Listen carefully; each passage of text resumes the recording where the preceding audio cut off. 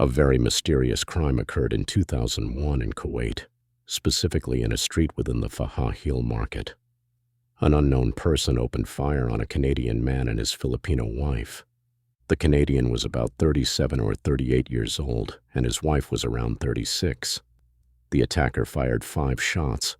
2 bullets struck the Canadian's head, killing him instantly. 1 bullet hit his Filipino wife in the shoulder. Chaos followed. Police, detectives, and forensics rushed to the scene. The body was removed, and the area was cordoned off. Keep in mind, this happened in 2001 during a period of global tension following U.S. military actions in Afghanistan and rising political and religious unrest. At the time, authorities believed the Canadian was targeted because of his nationality, as part of a pattern of attacks on foreigners, but they hadn't yet begun full investigations. Let me tell you this story until the very end. Then you decide for yourself. Who do you think the killer was? Because this is the only murder case in Kuwait that remains unsolved to this day. The case is officially a murder, but the identity of the killer is unknown. Still, there were many suspects. Think carefully through the story and decide who you believe committed the crime. The first suspect arrested was a Kuwaiti imam and mosque preacher. According to police, this man was involved in supporting causes in Afghanistan and raising donations. He also allegedly held extremist views against foreigners. That's why they arrested him. But what triggered his arrest? After the autopsy of the Canadian and the treatment of his wife, authorities questioned the Filipino woman.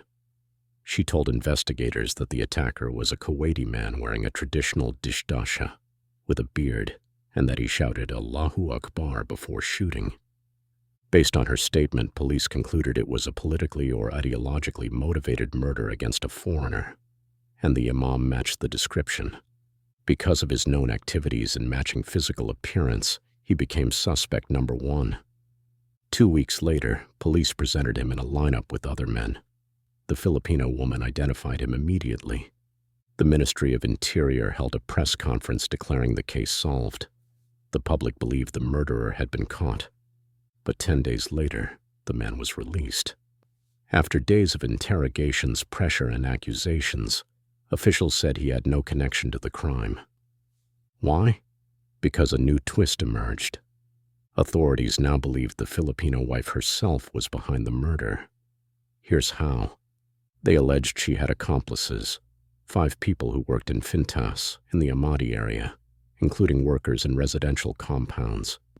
Investigators claimed she had taken out a $10,000 life insurance policy in Canada on her husband. They believed she wanted her husband to die in Kuwait so she could return to Canada and collect the insurance payout. She was interrogated, but no evidence was found directly linking her to the crime. They began searching for her alleged accomplices. They located 5 suspects, with a 6th person, the alleged shooter, believed to have fled Kuwait. They later found this 7th suspect in Saudi Arabia and requested his extradition. Investigations continued. 1 man was treated as the main perpetrator and the others as accomplices. The main suspect received a life sentence in the first trial. The Ministry of Interior held another press conference stating, the killer was a Filipino man assisted by the victim's wife. 6 people were involved, 5 in Kuwait, 1 in Saudi Arabia, pending extradition. Every 5 to 6 months, new details emerged, making the case more confusing. The public followed closely. Each news update included new suspects or theories. Then came a major shock. In the appeals court, the main suspect was found innocent. The court declared both the Filipino man and the victim's wife not guilty. The verdict was upheld by the Court of Cassation, Kuwait's highest court. Now people were lost. If it wasn't the imam and not the wife or the Filipino group, then who? The case was ultimately classified as against an unknown perpetrator. To this day, the killer has never been found. So why were the Filipino suspects acquitted despite earlier accusations?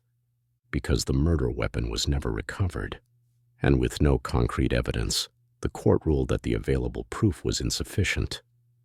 The Filipino woman later returned to Kuwait in 2006 and filed a lawsuit against the Ministry of Interior and the state of Kuwait, requesting 10,000 Kuwaiti dinars as compensation for her husband's death. I know this is a complicated case, but that is how it ended. Kuwait's only unsolved murder case with no confirmed killer. And that's the end of the story.